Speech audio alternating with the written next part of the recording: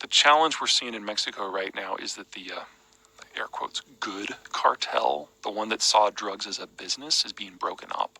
If you remember El Chapo. That's the good cartel? Yeah, remember El Chapo, Sinaloa cartel? Yeah. He thought of himself as a Korean conglomerate president. So it's like, we smuggle drugs. That's our business. You don't mess with things that mess with the business. So you don't trip the old lady. You don't steal her purse. You don't shoot at the cops. These are people who live where we operate. We want them to be on our side. So maybe even throw a party every once in a while. You focus on the business. We got El Chapo. We removed him from circulation. The guy who died or got captured yesterday was his son, one of the Los Chapitos. And his cartel, as a result, is fracturing because his leadership's gone. The replacement cartel is Jalisco New Generation.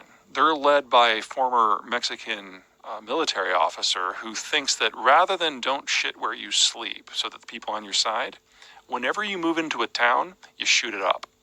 You do kick over the old lady. You do take her purse. You make the people scared of you. That's the point of this. Drug running is a side gig. We are here to be powerful. And drug running is just one of the ways we make that happen.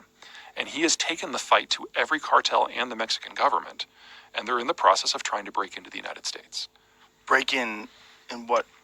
Economically? Yeah, El Chapo and the Sinaloa became the largest drug trafficking organization in America under the Obama administration. And one of the reasons our birth rate went down so far so fast is they basically either co-opted or killed American gangs. So they killed the people who were doing the killing. Not a lot of Americans got killed after that. All of the other cartels control the access points to the United States, but Jalisco New Generation now is challenging every single one of them, trying to break through. And if they do, and they bring their business acumen, if you will, north of the border, they're going to start killing white chicks named Sheila in Phoenix, and then we're going to have a very different conversation in this country about the drug war and about trade with Mexico. So when you say that they've killed the gangs, like in what way? Because that is an interesting thing that you don't hear a lot about American gangs anymore. Well, that's because they're not there to the same degree. So the Sinaloa, they co-opted the Hispanic gangs, especially the Mexican gangs, because there wasn't a language barrier there. And they really targeted and gutted a lot of the African American gangs. They took over drug smuggling and distribution from them to deny them income, and then they just shot a lot of people. And when did this take place? That happened during the 2000s.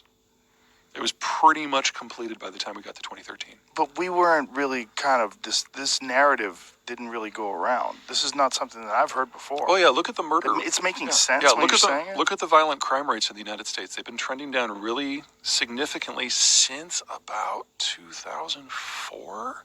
And the drop from 2004 to roughly 2014 was amazing. That's largely Sinaloa.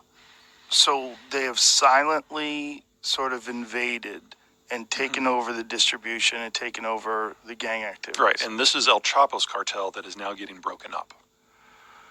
And as soon as you have more players, more violence is going to happen, especially against one another. And that's one of the reasons that the murder rate in Mexico has skyrocketed in the last 3 years.